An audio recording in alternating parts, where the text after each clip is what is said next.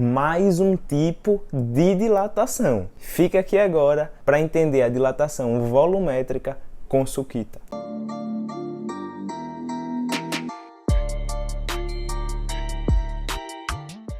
Você já deve ter passado pela dilatação linear, pela dilatação superficial, mas se restou alguma duvidazinha sobre dilatação volumétrica, vem aqui agora que a gente tira tudo. Vamos deixar esse assunto 100% limpo na sua cabeça. Então bora lá. Assim como lá para a dilatação linear, a gente tinha aqui o ΔL, era o L0, alfa ΔT. E para a dilatação superficial, a gente tinha aqui o ΔA, era o A0, beta ΔT. Aqui para a dilatação volumétrica, a gente tem o mesmo padrão. Tem o ΔV, que vai ser a variação de volume, igual ao V0, que é o volume inicial, o gama ΔT. Lá na dilatação linear, o alfa era o nosso coeficiente de dilatação linear. O beta, para o superficial, era o coeficiente de dilatação superficial. E agora a gente tem o gama. O gama é o coeficiente de dilatação volumétrica, que agora também vai ser expresso em graus Celsius a menos 1. A gente tem a variação de temperatura, o gama, que depende do material, do bloquinho lá, o material que vai sofrer a dilatação volumétrica, e o V0, o volume inicial. Então, a variação de volume, o quanto um corpo ganha de volume, vai depender do tanto que ele tem de volume inicial, do gama, desse coeficiente que depende do material, e da variação de temperatura. Quanto maior a variação de temperatura, maior a variação de volume. Quando essa temperatura variar de forma positiva, ou seja, quando a gente aquecer o corpo, esse corpo vai expandir. E quando a gente resfriar o corpo, quando essa variação de temperatura for negativa, a gente vai registrar uma variação de volume negativa, ou seja, o corpo vai contrair. Beleza? A lógica é a mesma, só que aqui a gente está trabalhando nas 3 dimensões. Vamos agora partir para a análise da fórmula do equacionamento para entender como é que a gente encontra já o volume final. Aqui desse jeito a gente viu a variação de volume, mas se eu quiser o volume final, a gente faz isso aqui. Eu tenho o meu corpinho com o volume V0, o volume inicial, a uma temperatura T0, e eu tenho o volume final. Veja que aqui certamente eu aqueci o corpo, nessa situação, e ele expandiu. A variação de volume dele, o ΔV dele, foi positivo. Mas eu não quero saber o quanto ele aumentou, eu quero saber já esse volume final. Como é que a gente faz? Aqui a gente sabe que a gente está numa temperatura T final, né? Então, daqui para cá, a gente teve justamente essa variação de temperatura ΔT. Então, bora lá. O ΔV é o V0 gama ΔT. O ΔV é quem? É a variação de volume. É o volume final menos o volume inicial. Isso daqui, que é o ΔV, vai ser igual ao V0 gama ΔT. Se eu passo o V0 lá para o outro lado do nosso equacionamento, a gente tem V igual a V0 mais V0 gama ΔT.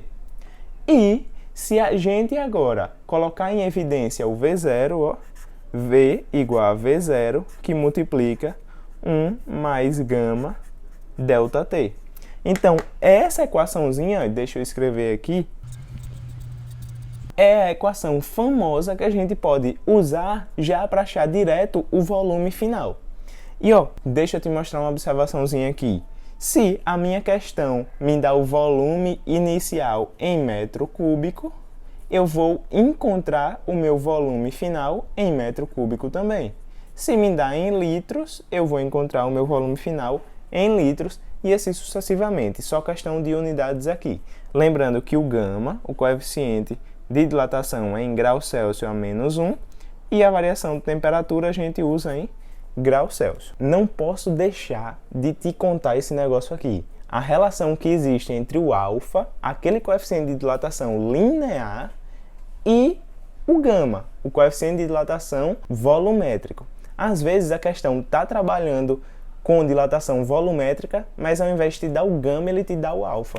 E aí, qual é a relação entre os dois? E é essa aqui, ó. É só lembrar que a gente está trabalhando para gama em 3 dimensões.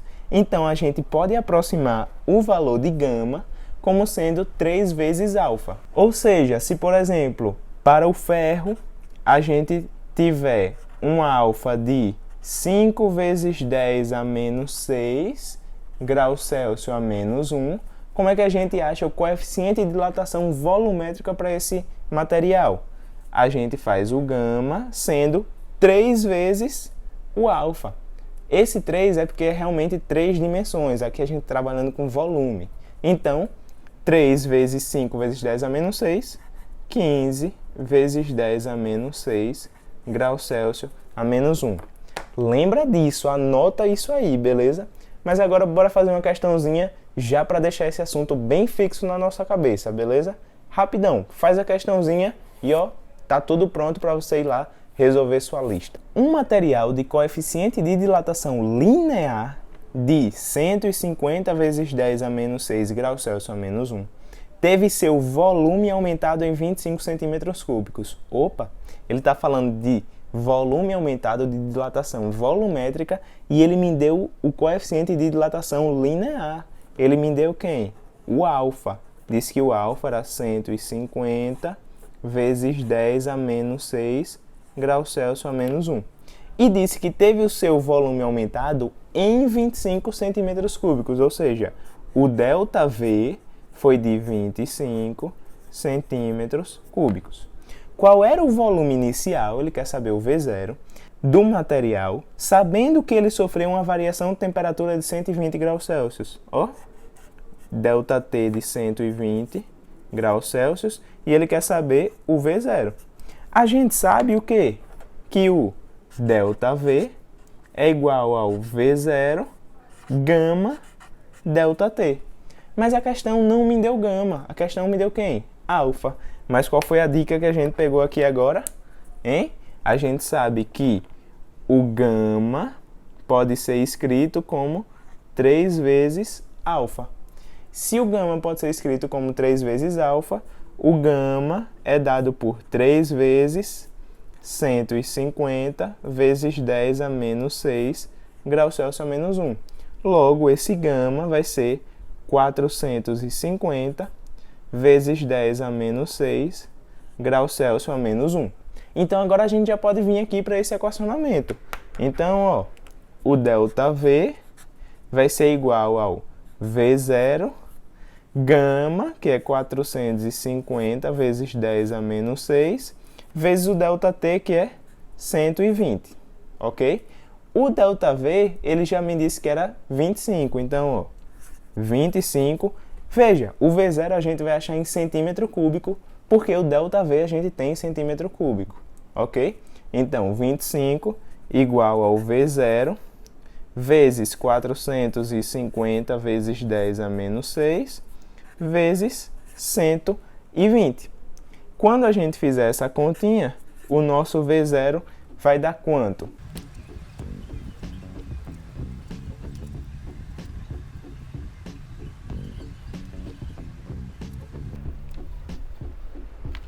Então, o V0 vai dar mais ou menos ali, ó, 462,9 centímetros cúbicos. E se você gostou desse vídeo, já deixa o like aí, lembra de se inscrever no canal e ativar o sininho para receber as notificações. Não esquece também de compartilhar esse vídeo, joga esse vídeo lá no grupo do WhatsApp da sua sala. Compartilha aí com seus colegas, sei que deve estar chegando uma provazinha desse assunto aí. E é isso aí, valeu!